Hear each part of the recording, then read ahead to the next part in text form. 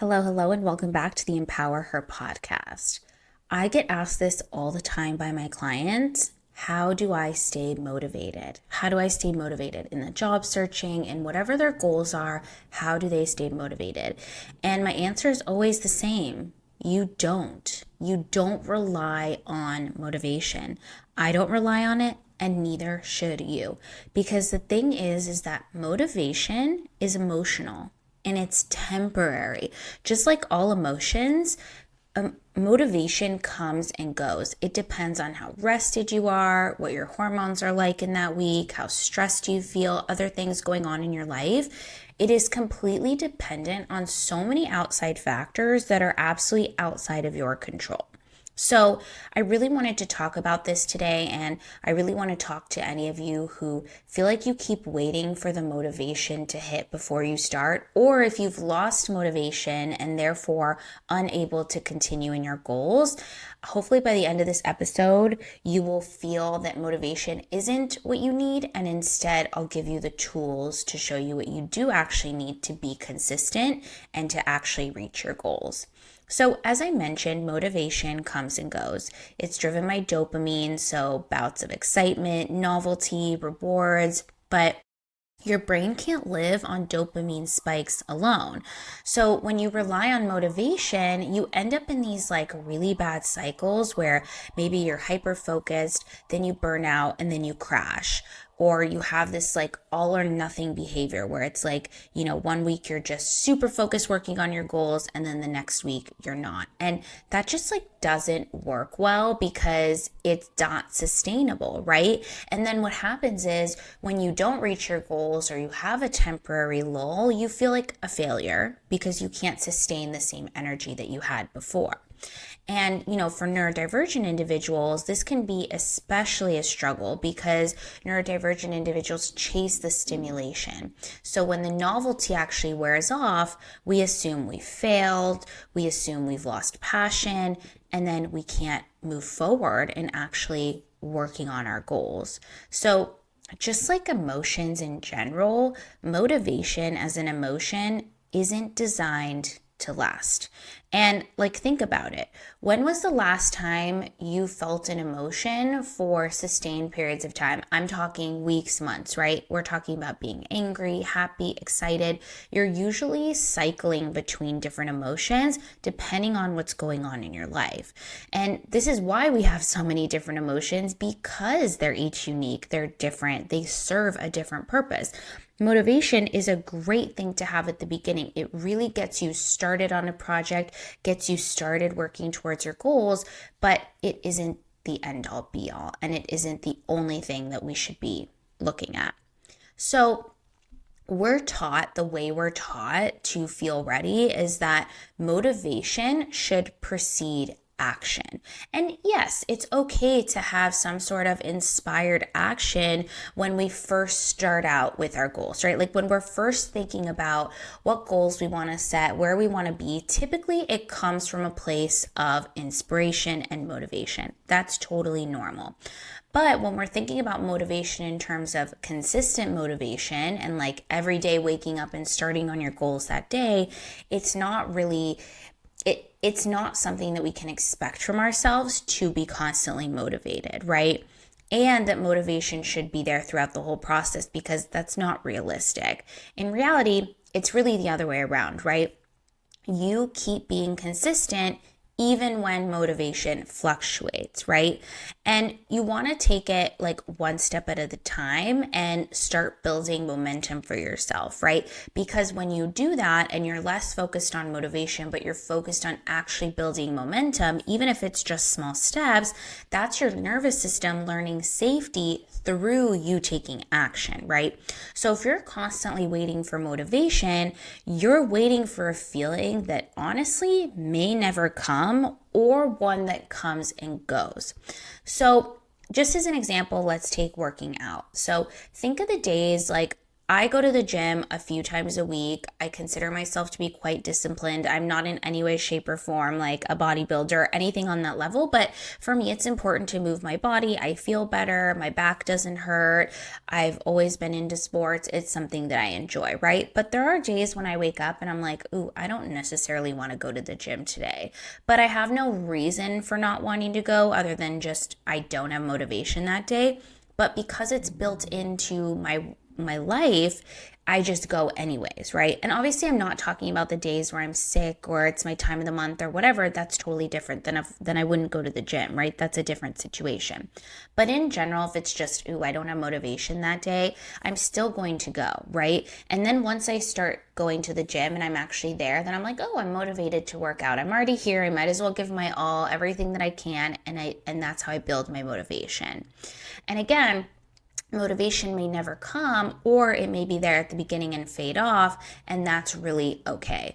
What actually works and what actually keeps us going are the systems and structures. It's really honestly the unsexy stuff, but that's what makes the big stuff possible, right? And it's not about like forcing yourself to do something. It's not about 100% being disciplined all the time. I think that's a myth too. Our life ebbs and flows as well. There are days when I don't go to the gym because life happens and I have other priorities. That's totally fine. We're looking at it as a whole. Are you in general working towards your goals? It's about designing your environment to work with your body and your brain and not against it. So just some examples we can talk through. So creating systems around your natural energy. So let's say you're working towards getting a new job and you're job searching. I talk a lot about this with my clients. Look at where your energy is. Do you naturally have more energy in the morning or in the afternoon? You know, a lot of my clients are like, I just don't have energy to do, job searching. And I'm like, okay, when are you doing it? And they're saying after work at 7 p.m. I'm like, okay, well, if you're tired at 7 p.m., why aren't we doing it instead in the morning before work when you have more energy or during your lunch break? And usually making that small change can really support reaching those goals. Another example is habit stacking. So attaching a new habit to something you already do. So for example, let's say for me working out, I try to be on the treadmill.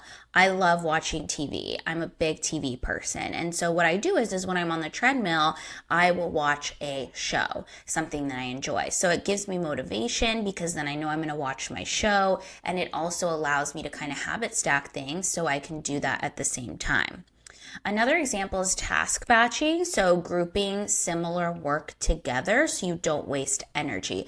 I talk a lot about this with my clients. It's something that I find extremely helpful for them and really anybody is trying to do tasks that are alike. So if you're doing 5 different tasks in an hour span, instead, just do one task at once, all of the things that require the same energy, for example, all of your administrative work. Then maybe the next batching that you do is creative work. Maybe the next batching you do is reaching out to decision makers, right? Like depending on what goal you're working towards, task batch. I do the same thing with my content, right? When I record videos and when I do podcasts, I usually batch them on the same day and do all of the recording and creative energy on the same day. So I'm task batching them together, and this helps me to get it done for 2 weeks in advance.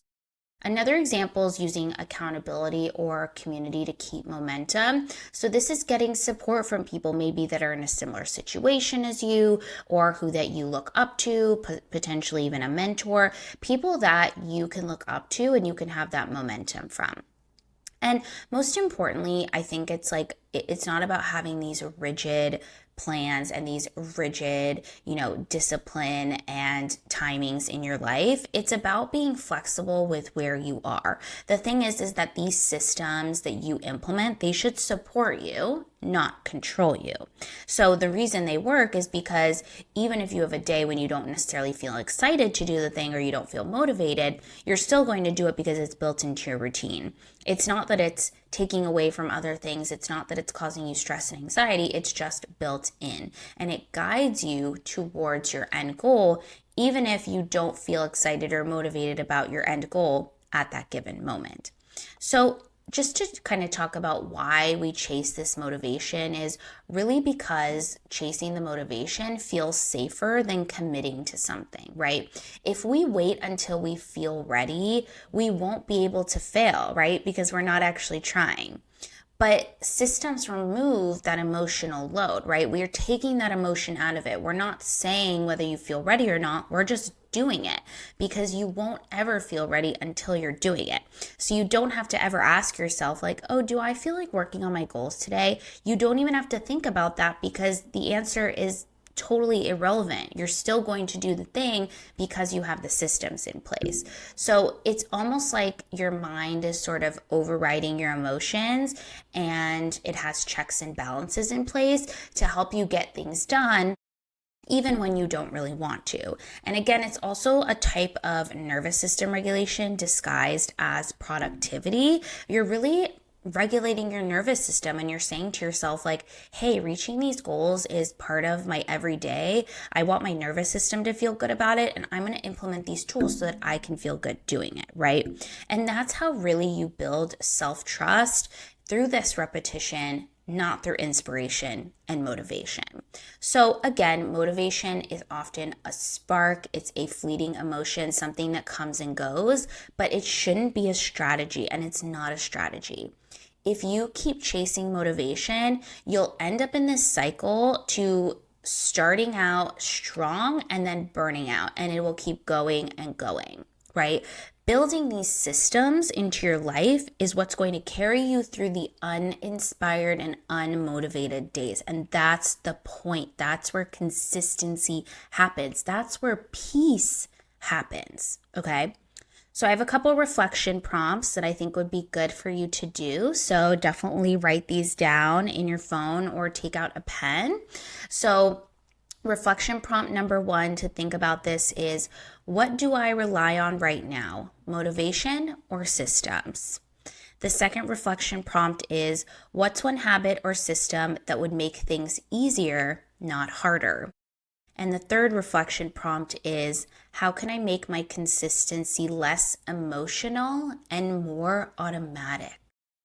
Okay, so do these prompts, think about how this relates to your life, and see if you can implement some systems and processes that are actually going to work for you so that you don't have to rely on your motivation.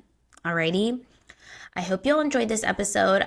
Hope you thought it was helpful. It was definitely something that I've been talking a lot about with my clients recently. You can always let me know in the comments as well, and on social media. I'm always active. I hope y'all have an amazing week, and I'll catch you in the next episode.